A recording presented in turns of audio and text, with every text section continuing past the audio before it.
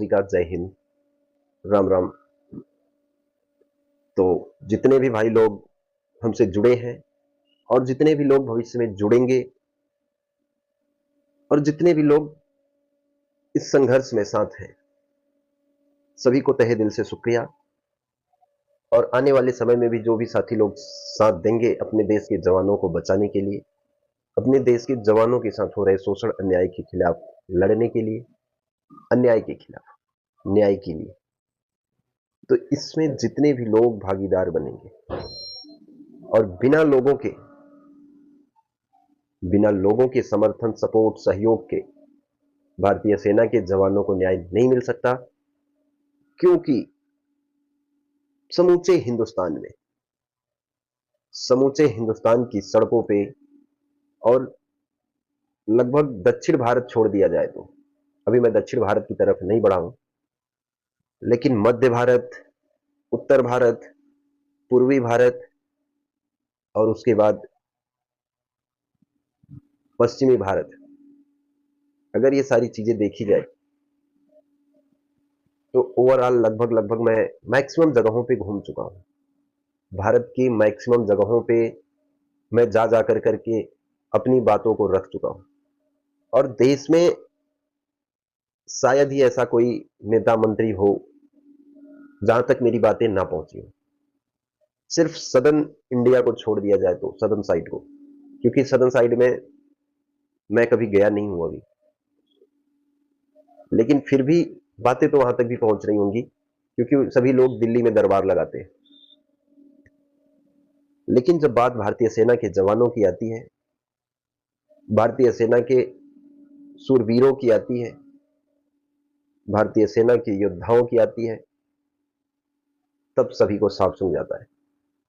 तब कोई बात करने की हिम्मत नहीं जुटा पाता है। जैसा कि अग्निवीर को ले लो तो उस पर पॉलिटिकल एजेंडे सेट किए जाते हैं।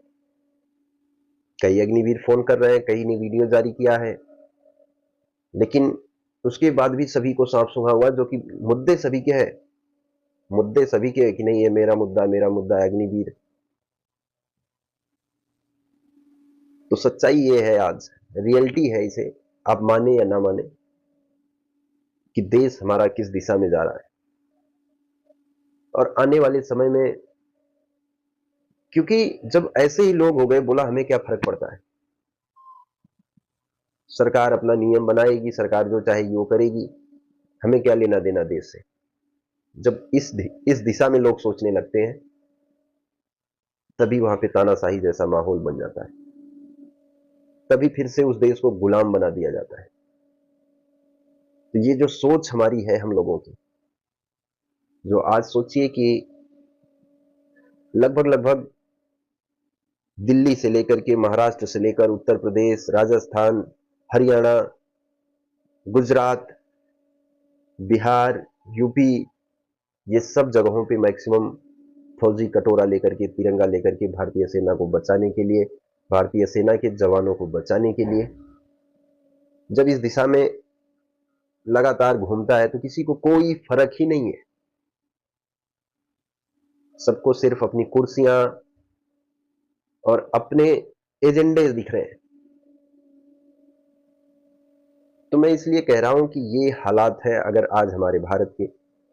सोचिए, मीडिया, लोग गोदी मीडिया रोज चिल्लाएंगे, लेकिन उसी गोदी मीडिया की रियलिटी को अगर एक फौजी अगर लेकर के दे रहा है कि देखिए किस तरीके से गोदी मीडिया काम कर रही है, खबरों को रिकॉर्ड करती है लेकिन दिखाती नहीं है, ये देखिए उसका प्रूफ है। देश का नंबर 1 चैनल अपने आप को कहने वाला, जो रिकॉर्ड करते हैं बातों को लेकिन चलाते नहीं, दिखाते नहीं देश को, कौन सी खबर चलानी है, कौन सी खबर नहीं चलानी है, इसका डिसीजन आज कौन ले रहा है। किसके कहने पे खबरें चलाई जाती हैं, किसके कहने पे खबरें छुपाई जाती हैं, नहीं दिखाई जाती हैं, इसका डिसीजन कौन लेता है। लेकिन हिंदुस्तान के किसी भी नेता को इसके बारे में कोई लेना देना नहीं। उनको बस ये है कि पब्लिक जब इनसे परेशान हो जाएगी तो हमें बैठा देगी, हमसे परेशान होगी तो उन्हें बैठा देगी। और सच्चाई यही है, सच्चाई भी यही है। इसमें नेताओं का भी कसूर नहीं है उतना, क्योंकि जो काम करता है जो सही दिशा में अगर काम करेगा वो चीज़ें आपको समझ में नहीं आएँगी। आपको तो बस यही चाहिए कि हमें फ्री में 5 किलो राशन कौन दे देगा? 5 किलो राशन पे आप अपने आप को बेचोगे तो इसी तरीके से गुलाम हो जाओगे।